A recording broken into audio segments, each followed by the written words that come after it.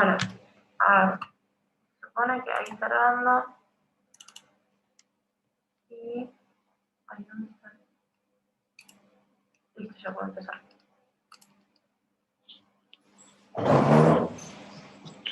Hola Andrea Díaz, muchísimas gracias por darme la oportunidad para poder hablar y diseminar la información en relación al screening del primer trimestre y su implementación en la práctica clínica con el tema de TN+, que esto está bueno, que se pueda entender por los pacientes y también por los médicos que no son especialistas de medicina fetal. Y para aquellos que son especialistas de medicina fetal, bueno, esta es una charla, no digo básica, pero para que pueda entenderla todo el mundo y cuál es la importancia de esto.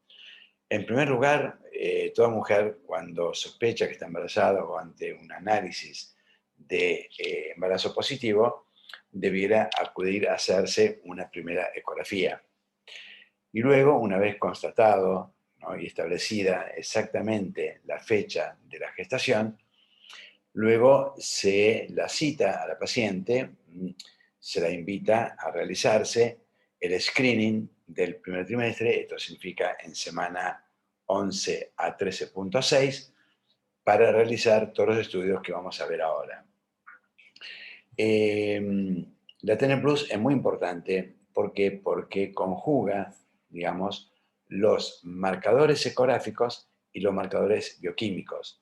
Los marcadores bioquímicos, o sea, el hecho de adicionar los marcadores bioquímicos es lo que se denomina desde hace años TN+.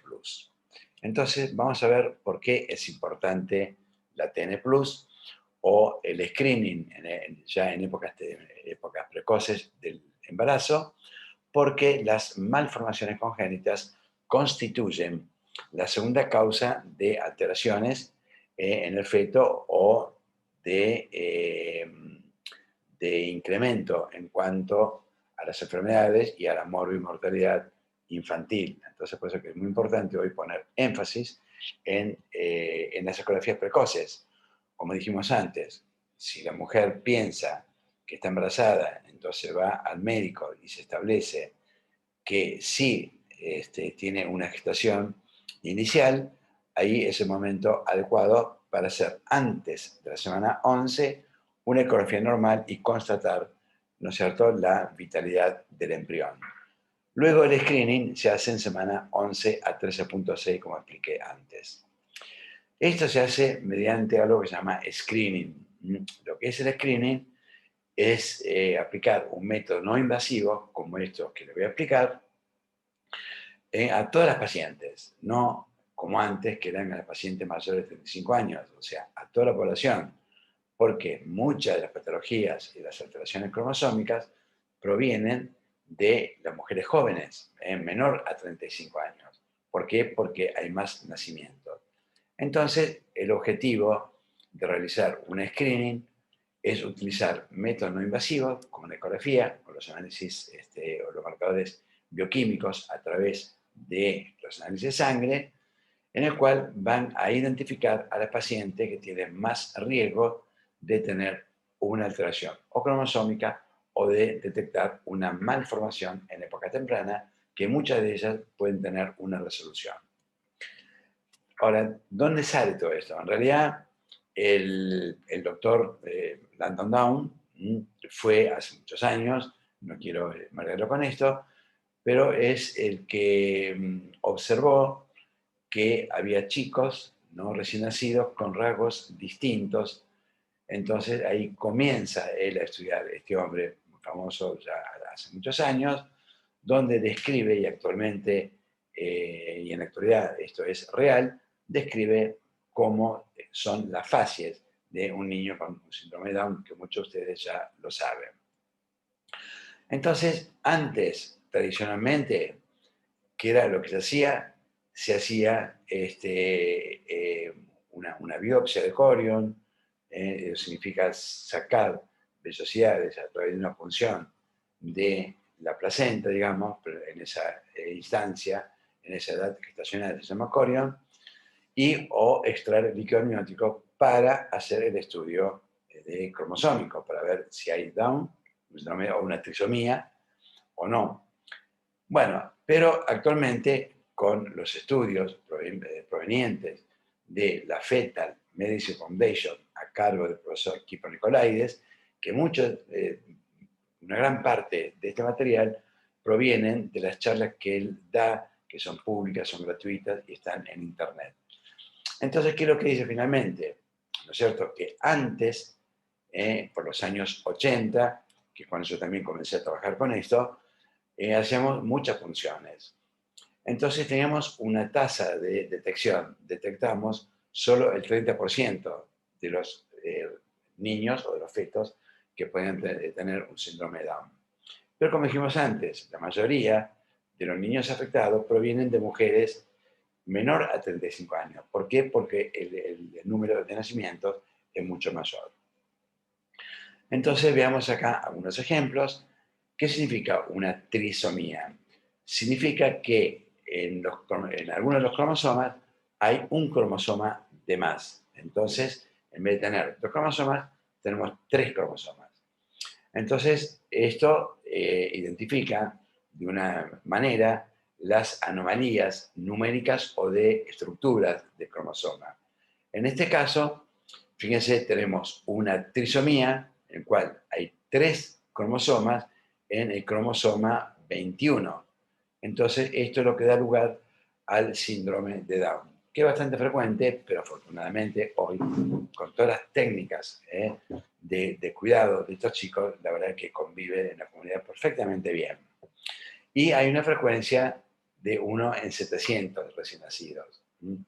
Ahora después, si una mujer tuvo, digamos, un síndrome de Down y va a tener otro bebé, otro embarazo, ella va a preguntar, bueno, ¿cuál es la probabilidad de que yo tenga nuevamente un síndrome de Down? Entonces, esto depende del análisis que se haya hecho previamente en la otra gestación, y el riesgo de recurrencia es mayor si hay antecedentes o si la trisomía es por traslocación heredada, que se llama. Pero si es una trisomía libre, digamos, la recurrencia es mucho menor, es prácticamente igual que la población general. Y también hay que saber que los recién nacidos con síndrome de Down pueden asociarse con otras anomalías, por ejemplo, digestivas, alteraciones cardiológicas, etc. Y esto de antemano se va a saber, porque si uno hace el screening en las semanas que yo les indiqué, entonces uno y detecta que es un síndrome de Down, no por la ecografía, sino por el estudio que uno realiza previamente, establece el riesgo de tener una alteración cromosómica. Y luego se constata con un procedimiento invasivo, como vamos a ver más adelante, que es como con una biopsia de corio o bien con una extracción de líquido amniótico, que se llama amniocentesis, que se realiza luego de la semana 15-16. Bueno, entonces, como le decía, algunos de los niños con síndrome de Down presentan algunas alteraciones. Por ejemplo, acá en este video van a ver que tienen una alteración cardiológica y también se asocia con polidramio, con alteración de las manos, en fin, con algunas alteraciones que muchas de ellas son corregibles, porque el caso de este niño fue operado, era un canal auriculoventricular y por lo que yo conozco hasta hoy está en perfectas condiciones. La otra trisomía que tenemos, ¿cuál es? Es la trisomía 18 o síndrome de Edwards, que se llama, que yo también felicito a todos ustedes, al grupo de mujeres, a Adriana, y a usted, Andrea, y a todo el grupo, en que hayan formado, digamos, una especie de asociación o fundación para poner en claro y para poder diseminar esta información de las alteraciones cromosómicas. Y también sé que hay un grupo que se dedica a estudiar a los niños que tienen el síndrome de Edwards o una trisomía 18, que antes pensamos que todos fallecían, pero bueno, nos encontramos con la sorpresa que en una reunión importante que hemos tenido hace un par de años, había chicos con trisomía 18 que tenían 15 años, 20 años y demás.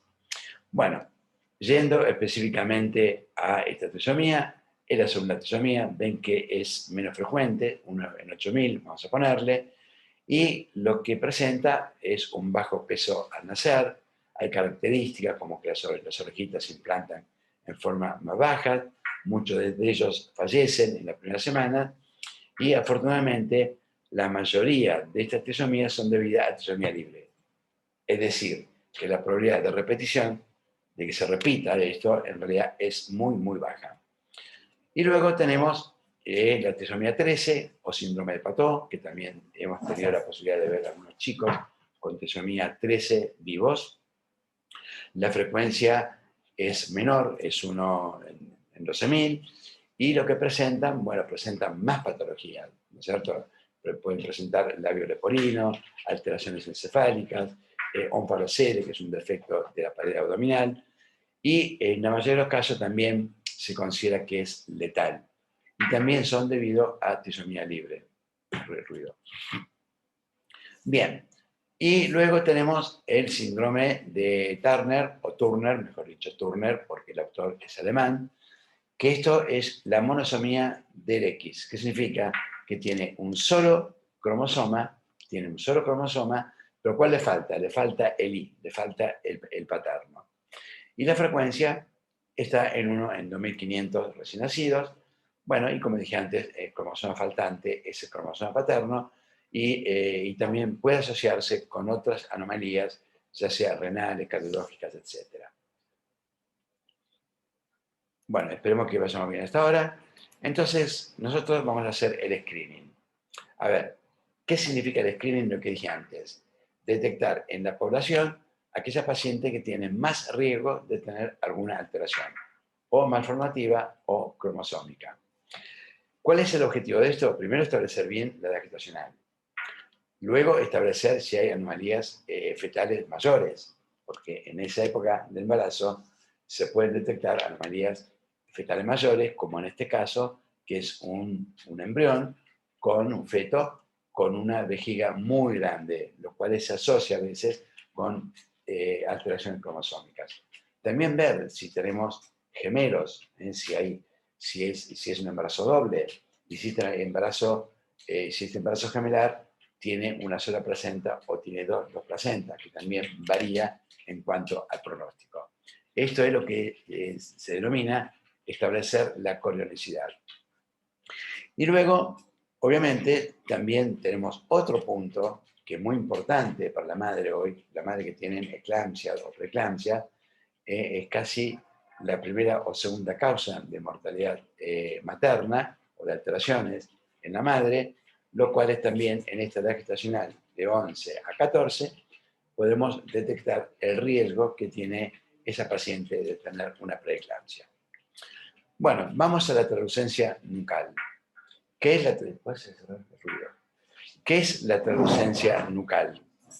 Es la colección, escuchen bien, la colección de líquido que se establece en la nuca fetal, entre los tejidos profundos de la nuca, ¿no es cierto? Y luego lo que es la piel, para hacerlo un poquito más académico, más fácil.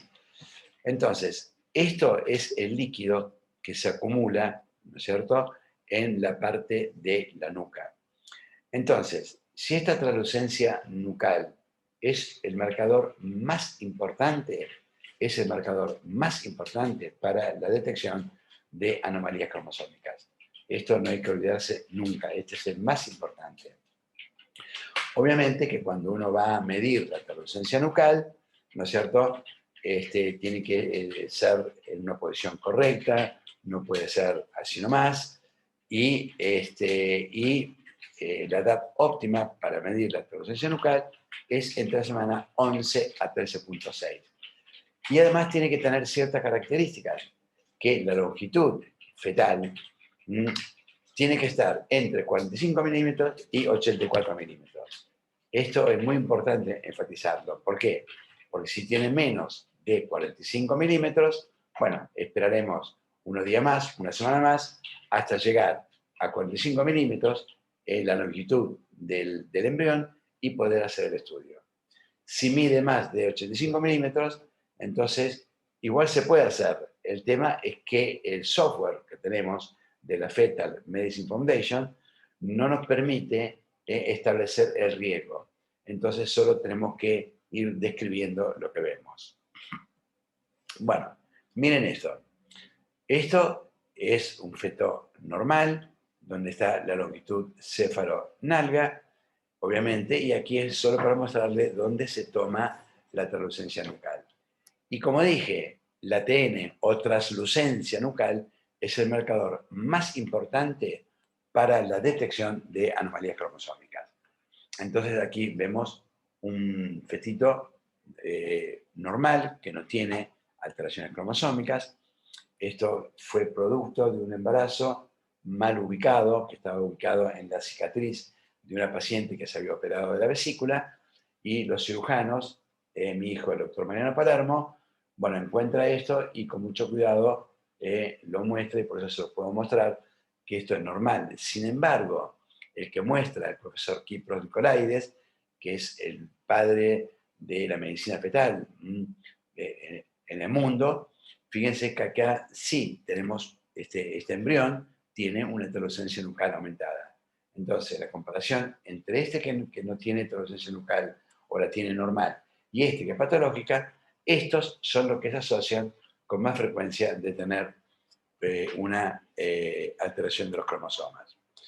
Y esto me gusta mostrárselo porque es un video muy representativo de cómo medirlo. Esto está muy bueno para que lo vean las pacientes y también los médicos que quieran iniciarse en esto. Entonces, fíjense que acá dice que la cabeza fetal tiene que ocupar toda la pantalla del ecógrafo. ¿Y qué es lo que vemos acá? Vemos la piel, el hueso nasal, la punta de la nariz, ¿no es cierto? Esto es el maxilar superior, porque tiene que estar indemne. Y aquí tienen la translucencia nucal. Nunca se debe medir en esta forma, cuando está en una forma anormal del fetal. No anormal, pero que está hiperextendido o está muy flexionado. Y también es importante que el feto tiene que estar en una posición neutra. A veces no es tan fácil lograr todo esto. Y debemos distinguir entre la piel, que es esto, lo que ven acá, y el amnios. El amnios es lo que recubre la membrana amniótica. Entonces, a veces es bueno que cuando se envíen las fotos se muestre la translucencia nucal y también la membrana amniótica. Bien, esto es la forma exacta de medirla. Estos calipers, que son en forma de cruz, tienen que estar en la línea. Y esto es la medida correcta y, digamos, sugerida por el profesor Kipros Nicolaides. Aquí tienen entonces cómo tiene que estar el feto en forma neutra. Acá está muy ampliado para que vean dónde queda la translucencia nucal, dónde está ubicada. Y aquí, obviamente, como les expliqué antes, tienen arriba la piel, el hueso nasal, la punta de la nariz y esto que es el maxilar superior, y aquí tenemos la translucencia nucal. Bueno, veamos entonces, miren esto está precioso para verlo, es un video sacado de YouTube. Esto que ven acá sería una reconstrucción, digamos, tridimensional. Hoy en día estas imágenes se obtienen tanto por vía abdominal como por vía transvaginal, cuando los niños son muy pequeños. Y ahora van a ver que esto es exactamente cómo tiene que medirse. Entonces, esto es el amnio que le decían, ¿se acuerdan? Esto es la longitud céfalo-nalga. Esto es la piel, el hueso, la punta de la nariz. Esto es el maxilar y esto es la translucencia nucal, que es donde nosotros debemos medirlo. Esto es muy importantísimo, este video, creo que es muy representativo. Y este video está en YouTube, lo pueden ver, pero está, la verdad, precioso para tenerlo desde el punto de vista académico. Bueno, y así es como tendría que verse. Como le dije antes, que en esta misma ecografía uno no solo va a ver la translucencia nucal, bueno, esto está mal hecho, sino también tiene que ver el cerebro, el abdomen, los miembros inferiores, la columna. Bueno, entonces acá viene el tema, ¿no? Cuando la paciente nos pregunta, Bueno, ¿cuánto es una translucencia nucal aumentada? Bueno, entonces hay dos maneras, ¿no? Decimos que está anormalmente aumentada cuando la translucencia nucal mide más de 3,5 milímetros, ¿sí? O está por el percentilo, por encima del percentilo 99. Estas son medidas estadísticas. Entonces, porque uno puede tener a lo mejor una translucencia nucal de 2,8 milímetros y resulta que depende de la edad estacional, puede encontrarse más allá del percentilo 95. Entonces, pero para que quede claro, si tenemos una translucencia de 3,5 milímetros para arriba, es una translucencia nucal aumentada que tiene más probabilidades de asociarse con una alteración cromosómica. Y la longitud cefalonalga no cambia, pero siempre tiene que estar dentro de las mediciones que le comenté al principio, que tiene que estar entre 45 milímetros a 85 milímetros. Entonces, esto no hay que olvidárselo. El percentilo es, digamos, es patológica, es anormal. Una TN o una transnucal o una translucencia nucal en realidad no es transnucal. Los pacientes habitualmente dicen, vengo a hacerme la transnucal, pero en realidad es la translucencia nucal, que es esta parte ecolúcida, como decimos en lo que hacemos ecografía. Entonces, es anormal cuando está mayor del percentilo 99 o 95, o cuando tiene una dimensión de más de 3,5 milímetros. Bueno, entonces esto solo para que lo vean, que a medida que aumenta la translucencia nucal, aumenta la proporción de anomalías. ¿Comprenden?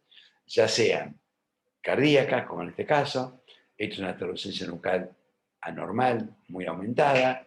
Bueno, y esto es un niño que también no solo tiene una translucencia nucal aumentada, sino que tiene otras alteraciones a nivel ecográfico tipo higroma quístico, que se llama, que también es muy conocido.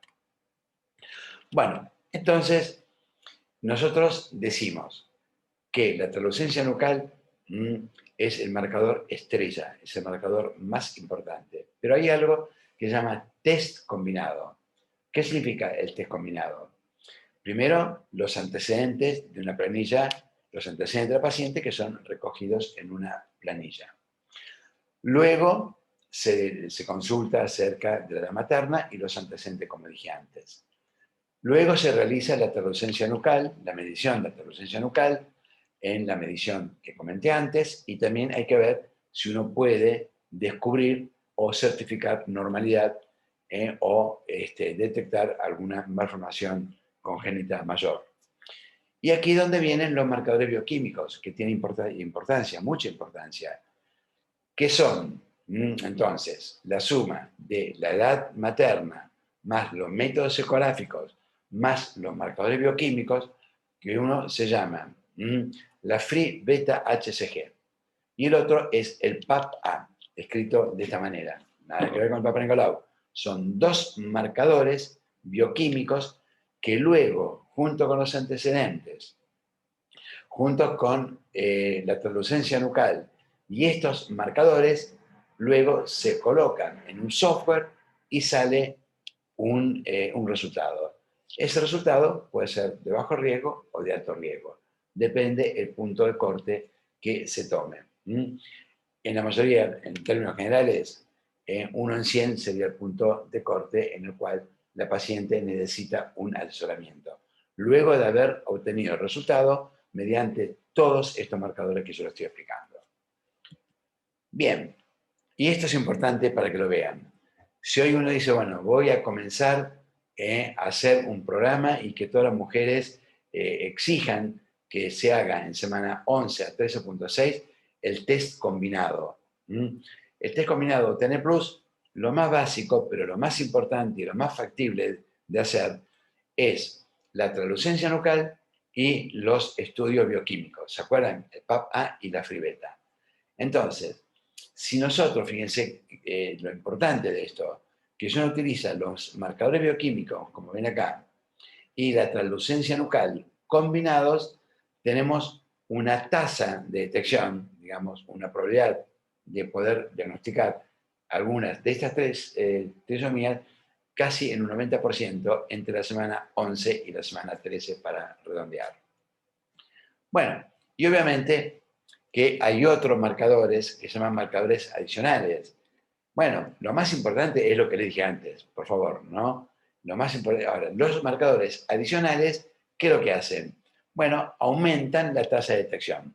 En vez de tener una tasa de detección del 90%, vamos a tener una tasa de detección de un 95% y a veces más si evaluamos la presencia o ausencia de hueso nasal, si vemos el ductus venoso. Esto es un vasito muy pequeño que trae la sangre más oxigenada de la placenta para llevarla a todo el feto. Y obviamente que lo que ven acá, esto es normal, bueno, y el de abajo no es normal porque tiene algo que se llama una onda A, que es reversa.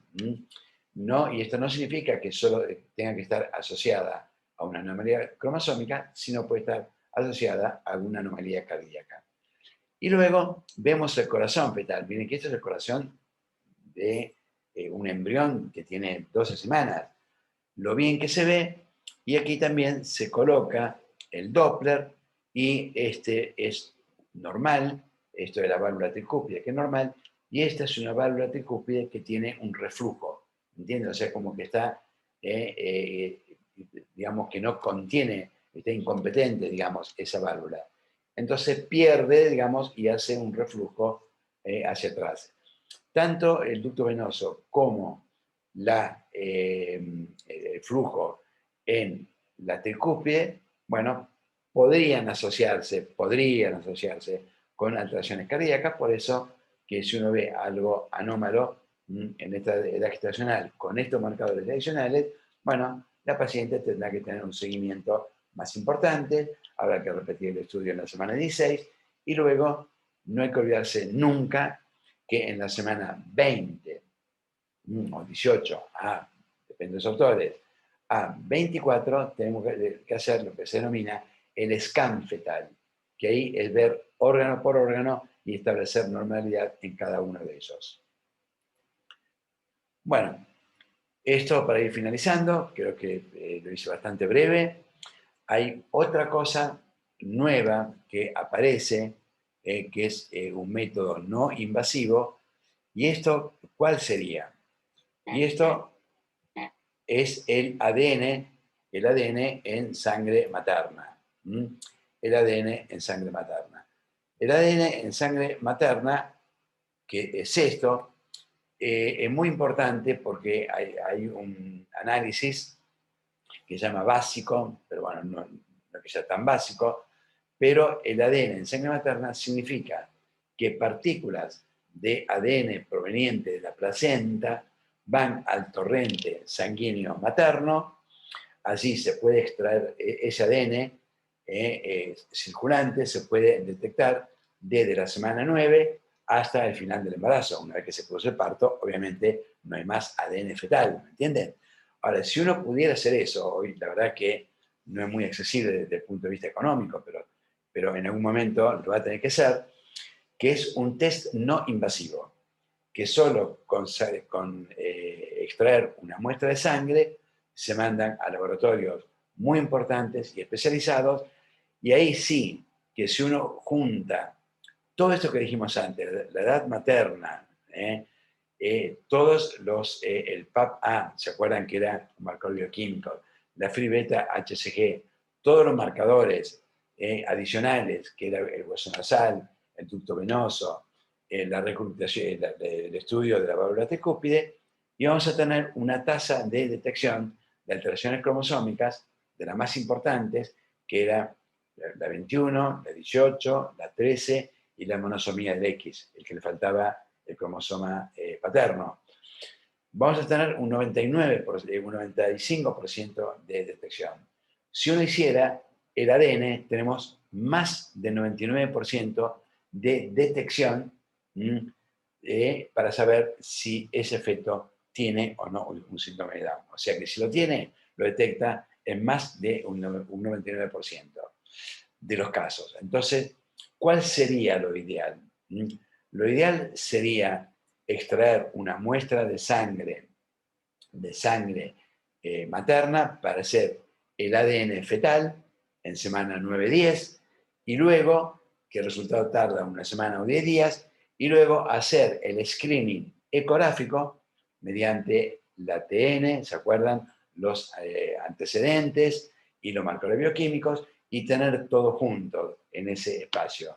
Entonces ahí uno ve si el ADN vino todo de bajo riesgo, si los marcadores ecográficos son todos de bajo riesgo, bueno, ahí se termina el estudio y sigue la gestación sin ningún problema. Ahora el tema, si viene un ADN de alto riesgo, bueno, habría que hacer algunos otros procedimientos, y si la ADN, a pesar de tener todo el ADN normal, que es un método de screening, y tiene una tolucencia mayor a 3,5, bueno, también sería pasible de una intervención mini-invasiva, que es extraer corion o placenta, como vamos a ver ahora. Bueno, esto es más médico que otra cosa, pero lo que quiero mostrarles es que cuando uno junta todos los antecedentes estos que dijimos antes, es lógico que lo vea un médico especializado en medicina fetal, o una genetista especializada en medicina fetal, o ambos. ¿Para qué? Para poder asesorar como corresponde a la paciente, y cualquier procedimiento que se realice tiene que estar con todas las condiciones reglamentarias para hacer esa intervención, por más mínima que sea, y también contar con el consentimiento de la paciente, porque esto no es que el médico ordena. Acá el médico es una entrevista de consejería donde la decisión prácticamente la toman los padres.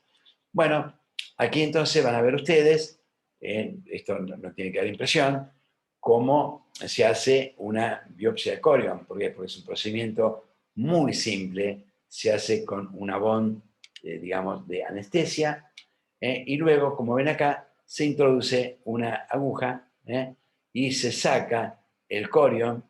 Esto es un poco molesto nada más. Entonces, esto es cuando tenemos marcadores que nos indican un alto riesgo. Entonces, esto sí es diagnóstico, ¿me entienden?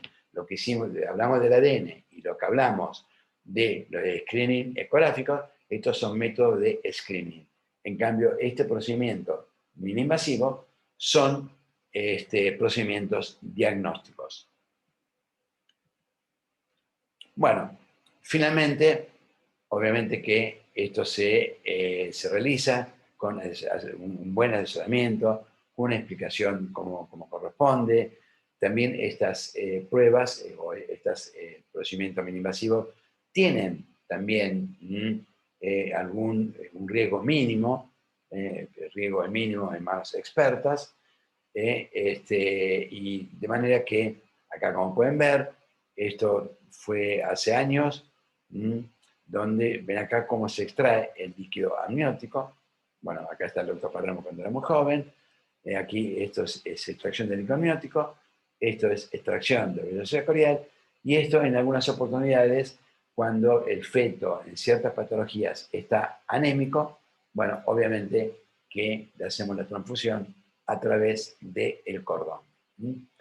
Bueno, esto creo que fue un resumen bastante ajustado, creo que esto es bastante entendible, y yo, para terminar, decirles que así como queríamos concientizar para el estudio de aneuploidías, también tenemos que concientizar, y esto va para otra charla cuando ustedes me lo pidan, que cómo hacemos el screening también, o tamizaje, o cribado, o la detección de pacientes que están proclives a tener una preeclampsia. Esto significa que es una enfermedad multisistémica, que puede tener hipertensión y que hoy puede producir siempre un daño muy importante. Y ya en el primer trimestre, estudiando con el Doppler las arterias uterinas, y también en base a los antecedentes y ciertos marcadores, uno denominado factor de crecimiento, podíamos detectar a las pacientes que tienen en semana 11 a 13.6 a las pacientes que tienen mayor riesgo de desarrollar una preeclampsia. ¿Me comprenden? Y esto, hoy por suerte, tenemos una medicación, que es simplemente la aspirina. Esto es un estudio que hizo el profesor Quito Nicolaides, que en las pacientes de alto riesgo, cuando en ese software uno introduce estos datos y nos da un resultado de 1 en 100, esa paciente, si la consideramos que es de alto riesgo para tener una preeclampsia, entonces se le da aspirina desde la semana 16 hasta prácticamente la semana 36, casi hasta el término. Y este estudio hay que hacerlo antes de la semana 16, ¿no? Este estudio para el estudio de la preeclampsia. ¿Por qué? Porque después de la semana 16 ya se consolida todas las arterias y no tiene el efecto que tendría que tener la aspirina para proteger a la paciente de tener una preeclampsia. Bueno, de manera, Andrea, que le agradezco mucho darme la oportunidad para que esto se pueda difundir, tanto a nivel médico como a nivel de las pacientes, porque se habló, creo que en una forma muy sencilla y todo el mundo va a entender esto. Así que le agradezco, muchas gracias y espero que todas las pacientes puedan tener acceso a estos métodos de screening para poder arribar a un diagnóstico que va a tener una solución si nosotros lo tomamos a tiempo. La mayoría va a tener una solución. Bueno, muchísimas gracias.